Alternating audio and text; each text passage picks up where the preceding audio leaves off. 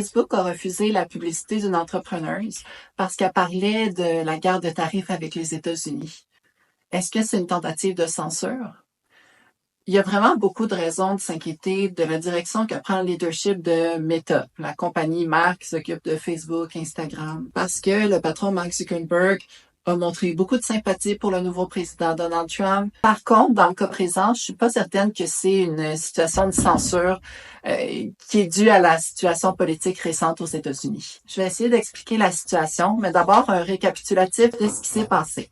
Fait que Madame Lalonde est la propriétaire de Gaumont Boutique, puis elle a tenté de booster, c'est-à-dire transformer en publicité, une publication qu'elle a faite avec succès sur la page Facebook de son entreprise.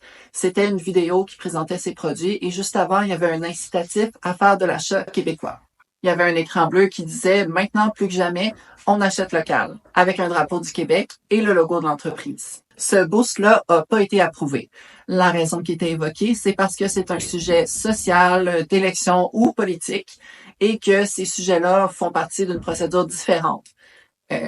Si on veut rentrer dans les détails, pour faire ce genre de publicité-là, il faut vérifier son identité et son entreprise.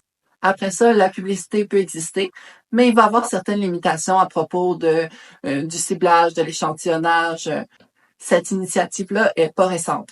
Elle existe à cause des accusations de manipulation politique à l'endroit des différents médias sociaux et du scandale Cambridge Analytica.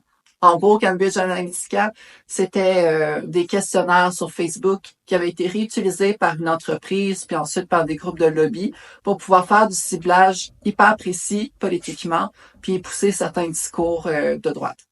Donc, pour toute cette raison-là, le système de protection supplémentaire sur les enjeux sociaux, politiques a été instauré. Le côté négatif, c'est que c'est très limitant et compliqué pour la plupart des propriétaires de petites entreprises qui souvent sont les seuls à animer leur page Facebook. L'achat publicitaire, c'est un métier en soi et là, en ce moment, c'est souvent des gens qui ont d'autres occupations qui s'occupent de faire les publicités, fait qu'ils maîtrisent peut-être pas tous les règlements qui existent ou les termes d'utilisation. Mais le côté positif, c'est que ça limite les possibilités que des groupes politiques passent par des lobbies ou des groupes coquilles pour pouvoir faire de la manipulation politique à grande échelle. Aussi, quelque chose qu'on va se rappeler, c'est que même avec cet avertissement-là, c'est quand même possible techniquement de faire la publicité.